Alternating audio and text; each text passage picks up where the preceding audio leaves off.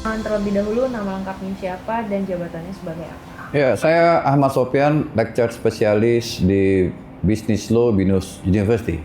Saat ini ingin membahas tentang mens rea ya Pak ya. Terkait hal ini, aku ingin tahu sih pandangan Bapak nih terkait laporan-laporan yang masuk tentang konten yang disampaikan oleh komika kita Pandji Pragiwaksono di acaranya Mens Rea. Pandangan Bapak sebagai ahli hukum seperti apa? Karena banyak banget pergunjingan di kalangan masyarakat gitu yang menyatakan bahwa komedinya tepi jurang banget nih. Dari menurut Bapak seperti apa? Ya, kalau menurut pandangan saya ya ada sekelompok orang ya atau individu-individu tertentu yang memang tidak siap ya untuk dikritik ya, untuk berbeda pendapat atau menganggap itu satu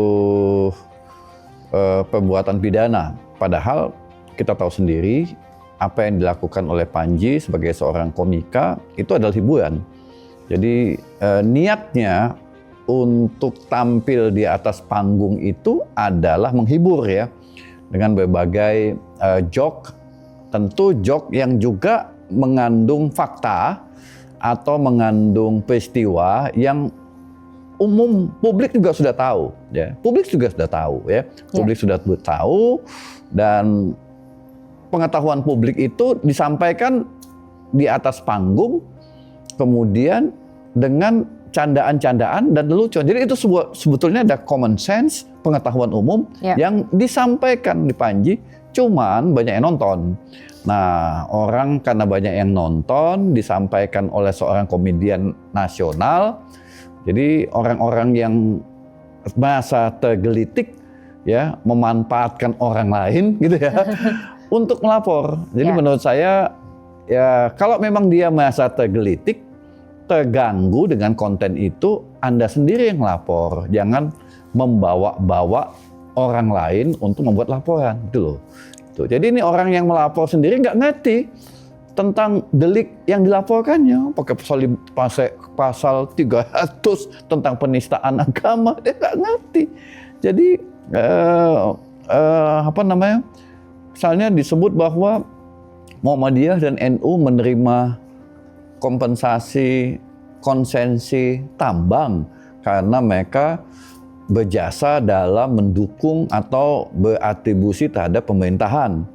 Nah, yang disebutkan Muhammadiyah dan NU, kalaupun mereka keberatan, ya pimpinan ormasnya yang buat laporan. Tetapi sebagai catatan bahwa organisasi tidak bisa dikategorikan sebagai objek pencemaran, nggak bisa, institusi nggak bisa, ya. Apalagi itu penistaan agama, jauh lah penistaan agama. Jadi ungkapan bahwa Muhammadiyah NU menerima konsesi tambang, hadiah tambang dari pemerintah, itu bukan penistaan agama. Jadi yang melapor juga nggak ngerti, sehingga kita nggak tahu nih siapa yang punya kepentingan memakai orang yang melapor ini. Itu kejadian di Indonesia adalah lazim ya. Jadi orang-orang yang terganggu kepentingannya pakai tangan orang lain untuk membuat laporan. Nah, sebetulnya itu bukan tindak pidana. Baik. Nah, mengacu dari jawaban Bapak tadi, sebetulnya ada jawaban dari anggota DPR kita, Pak, yang mengatakan bahwa kritik berbalut guyonan itu tidak akan ditindak secara represif dengan KUHP dan KUHP baru. Dalam hukum pidana, seberapa mengikat nih pernyataan ini nih, Pak? Takutnya nanti ada embel-embel di belakangnya yang notabene-nya justru malah menyesatkan masyarakat. Gitu. Jadi memang delik-delik verbal, ucapan, jadi pidana itu diantaranya adalah pencemaran nama baik, fitnah, ya, kemudian menyebarkan kebencian, menyebarkan informasi untuk mengajak orang melakukan kerusuhan, ya, kemudian menyebarkan kebencian berdasarkan ras. Nah, itu ucapan-ucapan ya, delik-delik. Jadi sepanjang memenuhi asas legalitas bahwa perbuatan itu menyerang nama baik dan kehormatan seseorang, maka dia bisa dipidana. Sepanjang ucapan itu mengandung penghinaan, maka dia bisa dipidana. Misalnya ada seseorang lah bilang bahwa Ahmad Sofyan itu bukan dosen, benar itu di BINUS, dia adalah dosen gadungan. Nah, itu ya. Itu kan menyerang kehormatan saya. Ya, bahwa saya memang benar dosen, tetapi dikatakan oleh seseorang di depan umum, di depan televisi sebagai dosen gadungan, dosen palsu. Itu tindak pidana. Kalau saya mau melaporkan orang itu. Kenapa? Faktanya saya dosen benar gitu loh, bukan dosen gadungan. Saya punya SK, diangkat oleh BINUS, bahkan rektor kepala oleh Kementerian Pendidikan. Kenapa dia bilang saya dosen gadungan? Nah, itu ucapan, tapi menyerang harkat dan martabat seseorang. Oke. Ya, sepanjang saya bisa membuktikan bahwa ucapannya itu tidak benar, saya punya hak untuk melaporkan orang tersebut ke polisi, dan saya punya eviden ucapannya bahwa dia katakan saya dosen palsu. Saya sebutkan ini ada eviden bahwa saya dosen yang benar dan legal. Apakah itu tindak pidana? Ya, itu tindak pidana. Ya. Itu tindak pidana. Oke. Nah, gitu. melanjut nih Pak. Ya. Tadi menarik ketika Ya. Bapak menyampaikan seperti itu. Ya. Tapi ada juga salah satu guyonannya Mas Panji nih. Ya. Kalau misalkan di depan pernyataan itu, dia sampaikannya dengan kata menurut keyakinan saya. Ya.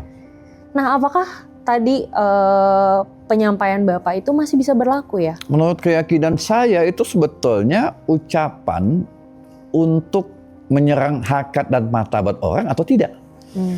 Dia bilang, menurut keyakinan saya, Ahmad Sofyan adalah dosen gadungan. Saya bisa buktikan di pengadilan, saya bukan dosen gadungan. Keyakinan Anda salah, dan Anda menyerang kehormatan nama baik saya.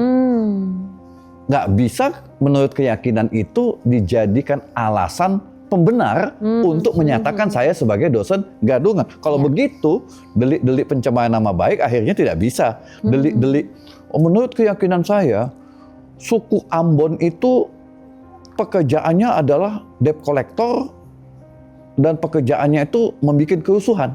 Marah nggak orang Ambon? Tolong Anda buktikan, saya orang Ambon. Saya tidak bekerja di debt collector. Saya tidak melakukan kerusuhan. Nah, itu bisa pidana dong? Bisa. Jadi menurut keyakinan saya tidak bisa, dari fase menurut keyakinan saya tidak bisa menjadikan alasan pembenar ketika dia menyerang nama baik seseorang atau menebar kebencian kepada suku, agama, dan ras. Gak bisa. Berarti hati-hati ya teman-teman netizen ya. Iya, karena ada delik-delik verbal yang saya sebutkan tadi. Pencemaran nama baik, fitnah, menyebar kebencian pada suku, agama, dan ras, mengajak orang untuk melakukan kerusuhan. Menurut keyakinan saya, gedung DPR ini kerjanya orang-orang yang ada dalam DPR ini kerjanya korupsi. Ayo kita bakar. Itu pidana nggak? Ya. Pidana dong. Ya, karena mengajak orang untuk membakar gedung DPR. Karena menurut keyakinannya semuanya isinya koruptor. Ya. Nggak bisa. Jadi menurut keyakinan saya tidak bisa jadikan alasan untuk membenarkan ucapan yang menyerang nama baik seseorang, memfitnah orang, menyebarkan kebencian, atau mengajak orang untuk melakukan kerusuhan. Baik. Nah, izin nih Pak. Ya. Kalau misalkan tadi anggota DPR mengatakan bahwa kritik seperti ini aman gitu ya, tapi tetap mempertahankan pasal yang multitafsir. Apa penjelasan paling rasional dari kontradiksi ini? Jadi gini, panggung Panji itu adalah panggung hiburan. Jadi sikap batin dia, mens rea dia bukan mens rea yang mengandung kejahatan. Jadi mens rea itu sebetulnya sikap batin jahat ya. Makna yang sesungguhnya. Dalam konteks hukum pidana ada mens rea, ada actus reus. Ketika mens rea dan actus reus digabung, maka ini menjadi tindak pidana. Di dalamnya ada unsur kesalahan, di dalamnya ada unsur perbuatan. Meskipun dalam bahasa lengkap mens rea itu yang berasal dari bahasa Latin, itu adalah jika seseorang melakukan perbuatan pidana, tetapi di dalamnya tidak ada kesalahan, tidak ada sikap batin jahat, tidak bisa dipidana. Jadi kalau tujuan saya mengucapkan sesuatu itu adalah untuk hiburan, maka sikap batin jahat dia nggak ada. Tetapi bagaimana membuktikan mens rea itu, sikap batin jahat itu, membuktikan mens rea tidak mudah. Oh ini kan panggung hiburan, tapi kalau panggung hiburan isinya adalah mencemarkan nama baik seseorang, maka mens rea itu nanti akan diuji di pengadilan.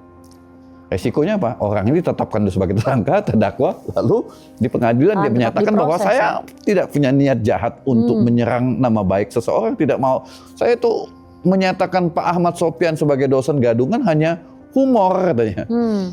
Ya. Oke. Tapi dalam sejarah hukum pidana Indonesia nih Pak, kita bisa bilang bahwa KUHP dan KUHAP baru ini cenderung melindungi atau justru kontra dengan masyarakat? Namanya KUHP itu adalah standar moral ya, sebuah bangsa. Standar moral yang berisi larangan bagi siapapun untuk melakukan perbuatan yang ada diatur di dalam KUHP. Ya, itu standar moral. Dilarang melakukan pezinahan, dilarang melakukan kerusuhan, dilarang melakukan judi. Itu standar moral kita, standar moral bangsa kita. Nah, standar moral itu tentu mengalami perubahan sepanjang tahun. Sehingga ada pasal-pasal yang perlu dievaluasi, ini masih dianggap atau tidak. Atau ternyata perbuatan itu sudah jamak ya, terjadi di dalam masyarakat. Apakah kita masih mau memasukkan itu sebagai perbuatan pidana yang bisa dipidana atau tidak? Ya, misalnya sekarang tuh judi itu di mana-mana orang main judi.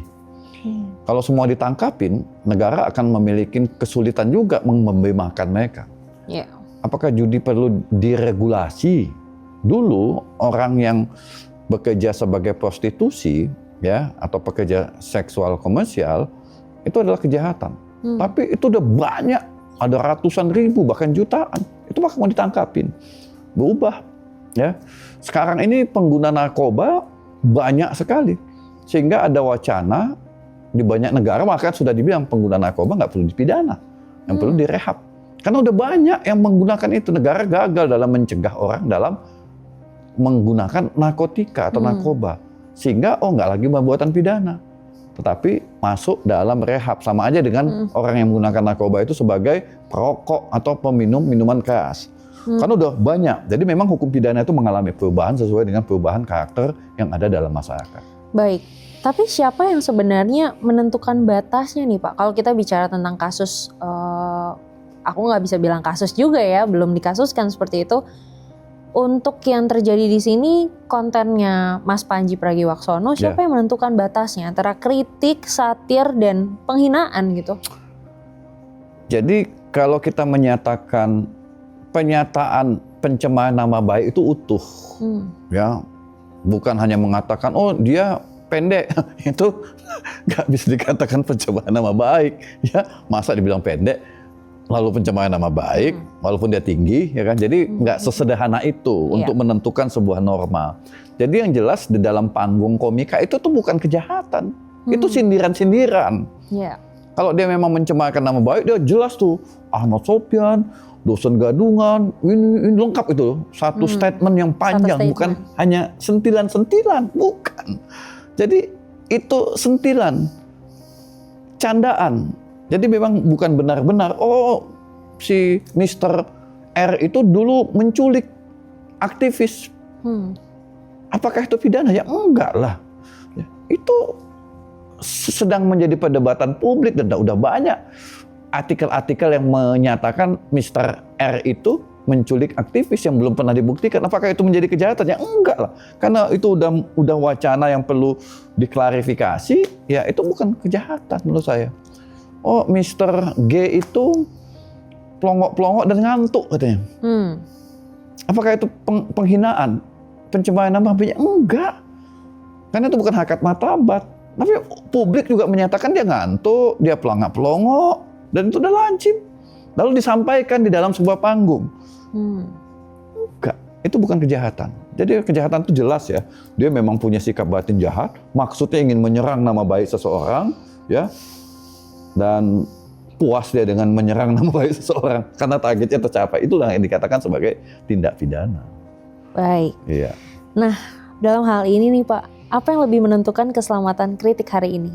Undang-undangnya, aturannya, kita bisa bilang KUHP atau dan KUHAP baru gitu, atau relasi kuasa di balik penegaknya? Kalau saya begini ya, ketika kita mengkritik seseorang dengan fakta yang belum terbukti, sebaiknya kita melindungi diri kita dengan kata-kata menduga, diduga, itu aman. Saya menduga Mr. R adalah pelaku penculikan aktivis. Saya menduga, bukan menurut keyakinan saya, menduga bukan menuduh. Oh. Ya, ini tuh satu ya. Jadi satu itu yang bisa melindungi kita. Yang kedua, penegak hukum bisa memanfaatkan celah ya, norma atas pesanan tertentu. Bisa, itu hati-hati karena itu ucapan-ucapan itu memang lebih cerdas juga ya. Lebih cerdas, kecuali dia sudah diputus oleh pengadilan melakukan kejahatan, nggak apa-apa kita omongin bahwa dia adalah pelaku kejahatan. Dasarnya ada putusan pengadilan. Jadi berdasarkan keyakinan tapi memang fakta. Oke, berarti dalam hal ini langkah-langkah seperti itu yang bisa dilakukan oleh masyarakat agar aku bisa bilang tidak terlalu naif ya, tidak menelan mentah-mentah nih apa yang disampaikan. Oke, baik. Terima kasih Bapak.